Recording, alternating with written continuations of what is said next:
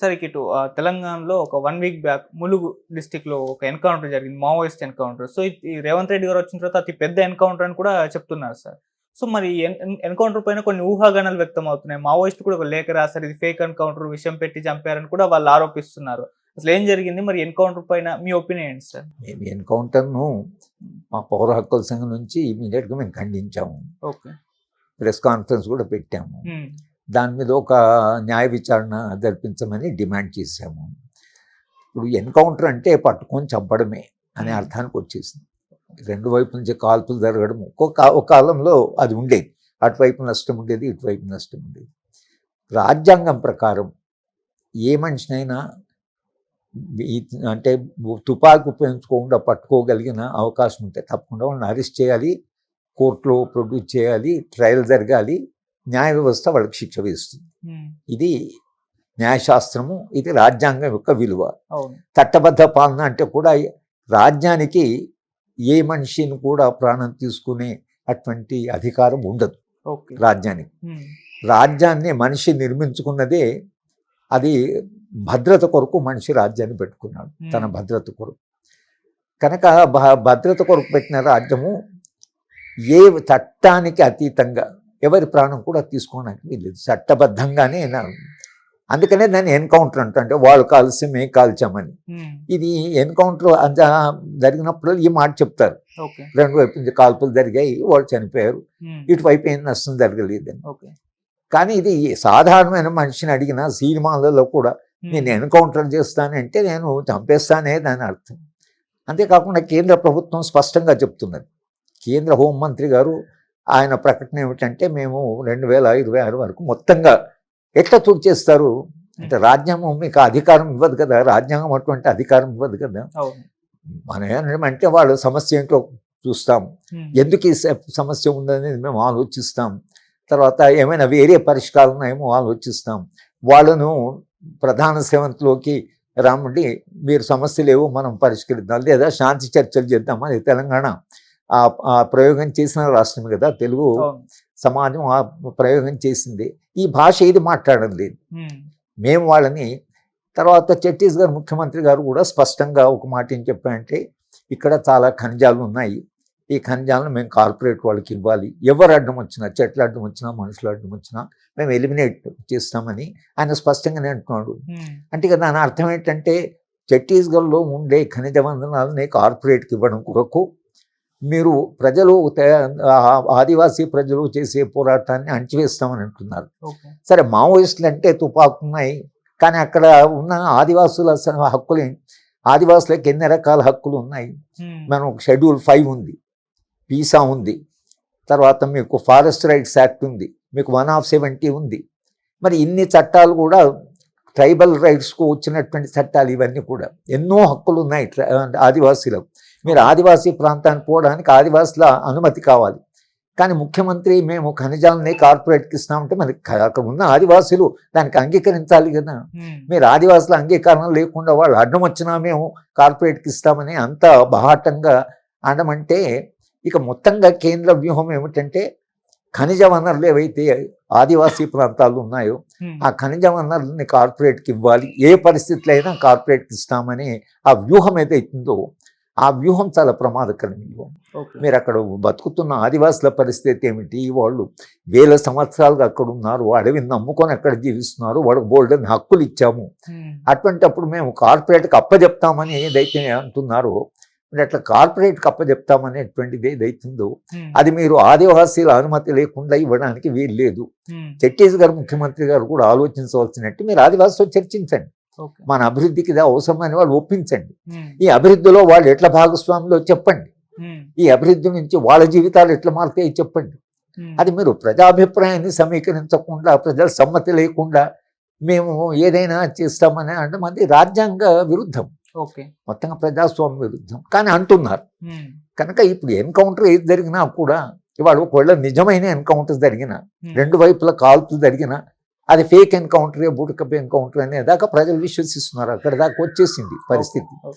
కనుక ములుగులో జరిగిన దాని మీద కాంగ్రెస్ పార్టీ ఇక్కడ అధికారం ఉన్నప్పుడు స్పష్టంగా పోలీసులకు ఆదేశాలు ఉంటే ఏ వాళ్ళు పట్టుకోగలిగిన ఉంటే వాళ్ళని అరెస్ట్ చేయగలిగినటువంటి అవకాశం ఉంటే మీరు అరెస్ట్ చేయండి, వాళ్ళ కోర్టులో ప్రొడ్యూస్ చేయండి, చట్టబద్ధంగా ప్రవర్తించండి అని మనము స్పష్టమైన ఆదేశాలు ఉండాలి.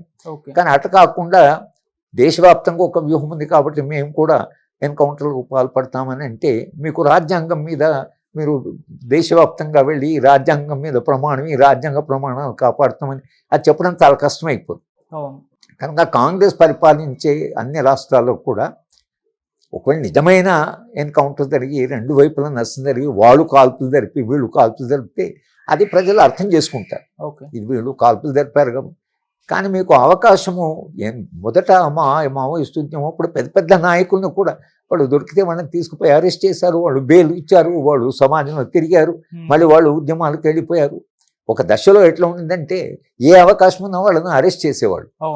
అంతేకాని ఇట్లా మీరు కలుస్తూనే మేము వాళ్ళు కనిపిస్తూనే కాల్చివేత అని ఎట్లుంది అప్పటికే లేదు. ఇంకా అప్పటికే రాజ్యాంగము, రాజ్యాంగ విలువలు, చట్టబద్ధ పాలన అనేది ఉంది. ఇప్పుడు పూర్తిగా అది పోయి మొత్తంగా ఈ దేశ అభివృద్ధి ఖనిజాలు అవసరము, ఖనిజాలు కాబట్టి మేము ఖనిజాల కొరకని ఆదివాసులు పోరాటం చేసిన ఇక్కడ మావోయిస్టు సమస్య కాదు ఇది. ఒకటి ప్రధానంగా మనం అర్థం చేసుకుంటే ఇది మావోయిస్ట్ సమస్య, ఇది ఆదివాసీల సమస్య. ఇది ఆదివాసీలు కొన్ని మావోయిస్టు పార్టీ అయిన తర్వాత ఉద్యమాలు చేస్తున్నాం కాదు, 200 ఏళ్ళుగా పోరాటం చేస్తున్నారు. 200 పోరాటాలు చనిపోయిన చాలా మంది ఆదివాసీ నాయకుల్ని వాళ్ళు మనం గౌరవిస్తున్నాం. బిర్సా ముండా ఆయన ఇట్లా కాల్పులో చనిపోయిన వాడు, సీతారామరాజు ఆయన స్టేట్ చేతిలో చనిపోయిన వాడు, కొమరం భీం ఆయన అట్ట చనిపోయిన వాడు. మళ్ళీ మనం వాళ్ళు కొమరం భీం విగ్రహాలు పెడుతున్నాం, సీతారామరాజు గారి విగ్రహం పెడుతున్నాము, బిర్సా ముండా విగ్రహాన్ని పెడుతున్నాం. అంటే ఆదివాసులు 200 ఏళ్ళ నుంచి పోరాటం చేస్తున్నారు. కనుక వాళ్ళు కొత్త పోరాటం కాదు. ఎందుకు పోరాటం చేస్తున్నారు? వాళ్ళు అడవిని కాపాడుకోరకని పోరాటం చేస్తున్నారు. రాజ్యాంగం అందుకని షెడ్యూల్ 5లో ఆ ఏజెన్సీ ఏరియాలో పోవడానికి రాష్ట్రము వాళ్ళ అనుమతి తీసుకునే పోవాలి అని ఒక స్పష్టంగా మన షెడ్యూల్ 5లో రాసుకున్నాం. ఆ రాజ్యాంగం మీద గౌరవం ఉన్నప్పుడు ఆదివాసీ హక్కులను ఆదివాసితో కూర్చొని ఖనిజాలు మనం అప్పచెప్పాలి. కనుక చెప్తే ఈ అభివృద్ధి జరుగుతుంది, అభివృద్ధిలో మీకు ఈ భాగస్వామ్యం ఉంది, ఈ ప్రాంతంలో మంచి ఆరోగ్యం వస్తుంది, లేదా మిమ్మల్ని ఒకవేళ మేము రీహాబిలిటేట్ చేయవలసి వచ్చినా మేము మరింత మెరుగైన జీవితం ఇస్తామని రాజకీయ పార్టీ ప్రజలతో మాట్లాడి ఆదివాసులతో మాట్లాడి అట్లా ఒప్పించి ఒకవేళ మీరు అభివృద్ధి చేస్తే ఎవరు కాదన్నారు. కానీ ఆదివాసులు అడ్డం వచ్చిన ఆదివాసులు మేము అందరినీ ఎలిమినేట్ చేస్తామనే పద్ధతి ఏదైతుందో అది రాజ్యాంగం అంగీకరించదు, అది ప్రజాస్వామ్య పద్ధతి కూడా కాదు. సార్ ఇక్కడ మావోయిస్టుల విషయానికి వస్తే అంటే ఇప్పుడు వాళ్ళు సాయుధ పోరాటం పేరుతో అడవుల్లో తిరగడం ఇప్పుడు కరెక్ట్ అంటారు? అంటే డెవలప్మెంట్ పెరిగిపోయింది, టెక్నాలజీ పెరిగిపోయింది, ఇప్పుడు క్రిమినల్స్ ని పట్టుకునే ఆ ఎక్విప్మెంట్ కూడా పెరిగిపోయింది, ఈజీగా దొరికిపోతున్నారు కదా. మరి ఈ టెక్నాలజీలో ఇలా సాయుధ పోరాటం పేరుతో అడవుల్లో మావోయిస్టులు ఉండడం కరెక్ట్ సార్? మీ ఒపీనియన్ అంటే వాళ్ళు కూడా ఇప్పుడు టెక్నాలజీ మారింది, మొత్తంగా కాంటెక్స్ట్ మారింది. కనుక పాత పద్ధతులు ఏవైతుందంటే వాళ్ళు నిజానికి ఆదివాసీల పోరాటానికి మేము మద్దతు ఇస్తున్నాం, మా అంతగా మేము పోరాటం ఆదివాసులు పోరాటం చేస్తున్నాం. ఆదివాసీ ప్రాంతాన్ని ఎవరిని పోనివ్వడం లేదు. కానీ వేలాది మంది ఆదివాసీలు మాకు అభివృద్ధి వద్దంటున్నారు. వాళ్ళు వాళ్ళ మద్దతుగా వాళ్ళు అక్కడ ఉన్నారు. ఎందుకంటే రాజ్యము పోలీసులను పంపిస్తారు కనుక వాళ్ళు అక్కడ ఉన్నారు.